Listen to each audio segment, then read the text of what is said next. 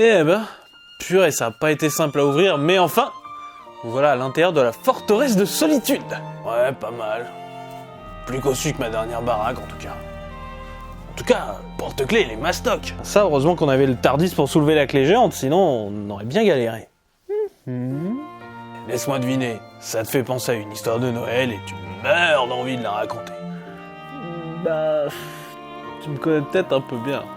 Bon, de toute façon, vous êtes là pour votre connaissance du sujet, donc autant la donner, votre histoire.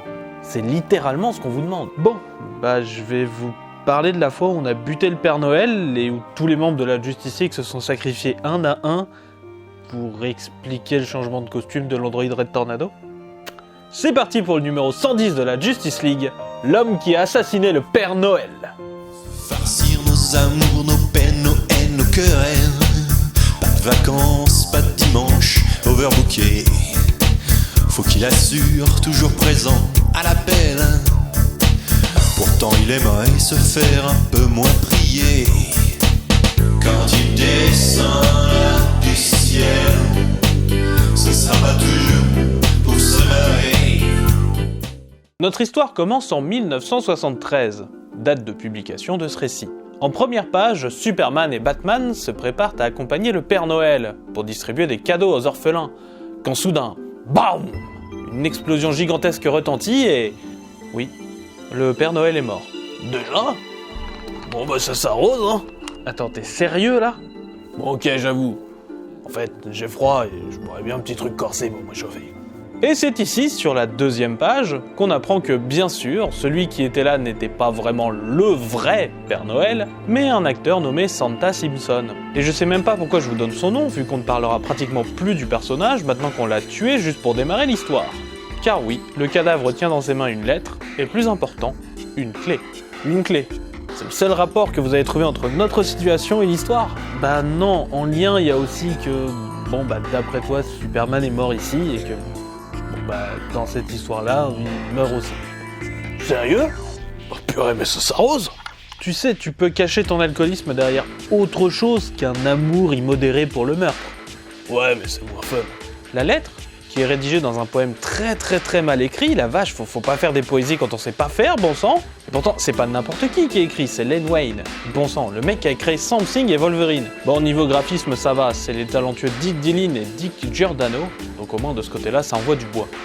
Bon, bref, la lettre nous dit que le vilain très obscur, nommé la Clé, a tué ce Père Noël, afin d'entraîner la Justice League dans un piège. Car oui, la Clé adore les pièges et c'est à peu près la seule chose que l'on sait sur le personnage. Batman et Superman font bien sûr très vite passer le message, mais beaucoup de membres de la Justice League ne le reçoivent pas. Par exemple, Flash est 1000 ans dans le futur, en train de passer du temps chez sa belle famille. Atom est en train d'explorer l'infiniment petit, Aquaman et Mera assistent à un festival sous-marin, et Ralph et Sudimni sont en train d'explorer l'immensité des fonds marins. Et j'aime beaucoup cette page, je veux dire, où on voit chacun vivre sa petite vie tranquille, c'est trop bien, c'est comme... Excusez-moi, compteur, mais qu'est-ce que vous êtes en train de faire ? Non, voilà. Pendant que vous racontez, ce qui est très bien d'ailleurs, hein, continuez, moi j'essaye de récupérer des infos sur ce terminal. C'est un peu pour ça qu'on est venu à la base. D'autres, bien sûr, reçoivent l'appel, que ce soit Green Arrow et Black Canary, donc ça fait quand même un peu chier d'interrompre ce qui semble être le début d'un débat amoureux, ou encore l'androïde Red Tornado sous son costume civil d'humain, qui prétexte qu'une excuse à sa petite amie, car oui, c'est pas parce qu'on est un androïde qu'on n'a pas de sentiments, et même Hal Jordan le reçoit. Hal Jordan qui lui était sous la douche et glisse sur un savon, se cogne la tête et tombe inconscient. C'est ridicule, mais Hal Jordan est très coutumier du fait. Désolé de le dire comme ça, mais il était assez ridicule. C'est pas un hasard si on a autant de Green Lantern humains, c'est parce que déjà en 1973, on lui cherchait des remplaçants. Alors que le perso en tant qu'Hal Jordan avait un tout petit peu plus de 10 ans d'existence. Ça fait mal. Pour la peine, même son anneau de Green Lantern se dit « Mais c'est quoi cette merde ? Je me casse d'ici » et décide d'aller rejoindre le deuxième remplaçant d'Hal Jordan. Je le rappelle, un deuxième remplaçant en à peine plus de 10 ans, qui s'appelle John Stewart, et décide même de l'utiliser un peu contre son gré d'ailleurs. Cela surprend d'ailleurs la plupart des membres de la Justice League, dont notamment Superman, qui n'avait encore jamais croisé John Stewart. Et une fois la situation expliquée, Green Arrow trouve que c'est extrêmement dommage et ridicule de passer Noël inconscient. Ce à quoi Red Tornado répond qu'il comprend pas ce que cette fête a de si particulier. Green Arrow répond qu'en tant que machine, il ne comprendrait pas. L'androïde répond qu'il est parfaitement capable de comprendre. Et avant que ça parte un peu plus en dispute, Batman arrête le tout et ramène au scénario. Le vilain nommé Laclé a tué un faux Père Noël, a laissé un défi et... Bon, on fait quoi en tant que la putain de Justice League, bon sang? J'ai toujours trouvé les grands titres d'équipe de Marvel et DC extrêmement procéduriers dans leur façon de faire. Et vas-y qu'on doit faire une réunion de travail par-ci, une autre par-mi, et bon sang, vous êtes des cadres ou des super-héros? Bref, Batman trouve les indices cachés dans le très mauvais poème qui les conduisent à l'Arche Gateway, ou Arche Passerelle, dans la ville de Saint-Louis, dans le Missouri. Un monument réel qui a toujours fait très comic book dans l'esprit, et je suis content de le voir dans une histoire du coup. Et Red Tornado et Green Lantern font du mumbo-jumbo scientifique, qui je pense dans la vraie vie ne fonctionnerait pas, mais bref, dans l'histoire, ils parviennent à trouver que la clé trouvée sur le cadavre correspond à une simple porte dans une rue enneigée. Quelques enfants miséreux demandent de l'argent ce soir de Noël, mais aucun de nos héros n'a d'argent car aucun n'a de poche.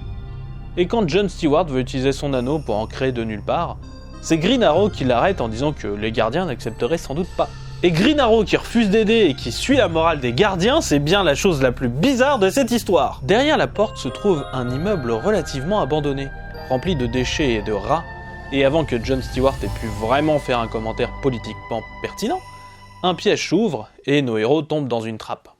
Une trappe avec un piège bien calibré, puisqu'un soleil miniature commence à tomber sur nos héros. J'aime beaucoup cette période des comics, qui ne doute de rien niveau suspension de l'incrédulité, et qui vise purement le drama et l'entertainment. Un peu comme maintenant en fait. Non, ces dernières années il y a aussi le réalisme qui compte beaucoup. Je le trouve plus en déclin en fait, le réalisme ces dernières années. Pour moi même, le sacro-saint c'est un réalisme, c'est même très années 2000 comme notion. En tout cas dans sa version outrancière, supra-poussée, où on cherche vraiment à faire « c'est comme ça que ça doit se passer ». Pour détruire ce soleil miniature, un de nos héros décide de se sacrifier. Il s'agit de Superman, qui meurt, mesdames et messieurs, et dont les atomes sont carrément dispersés, pendant que Batman pleure son meilleur ami. Ça va pas, gamin? Non, c'est rien, non. Juste une poussière dans l'œil, c'est vrai. Une porte s'ouvre, entraînant nos héros dans un autre piège mortel.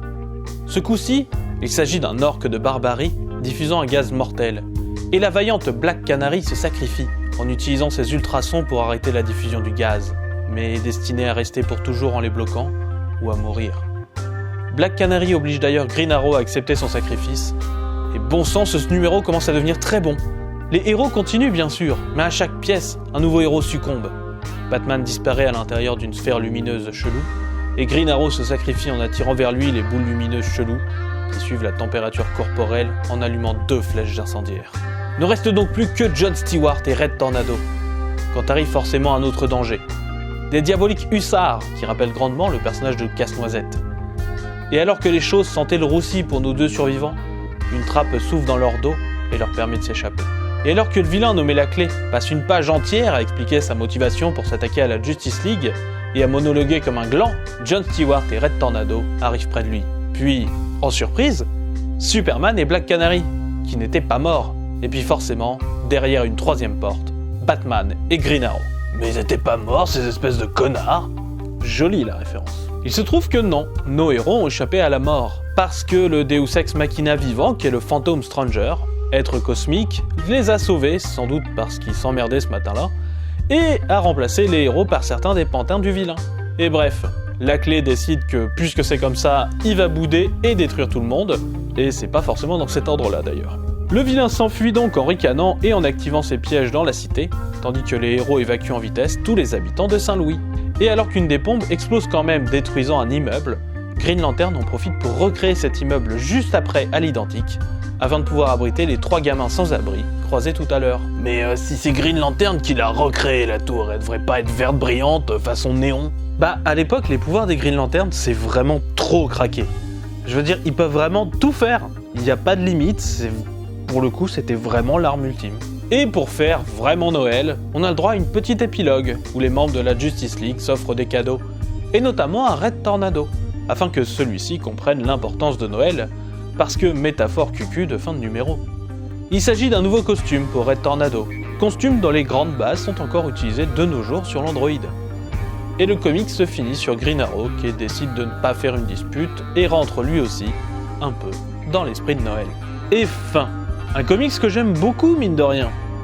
Un peu bêta et brut de décoffrage, certes, mais on a quand même de bons moments de bravoure et les sacrifices à répétition sont suffisamment bien mis en scène pour divertir. En parlant de sacrifices et de divertissement, regardez ce que je viens de trouver dans la base de données de cet ordi. Oh mon sang.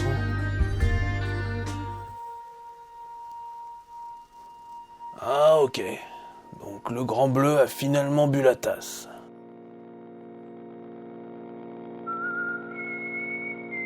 Et qui que ce soit qui ait pu faire ça à Superman a sans doute tout aussi bien pu faire la même chose à tous les habitants de cette planète.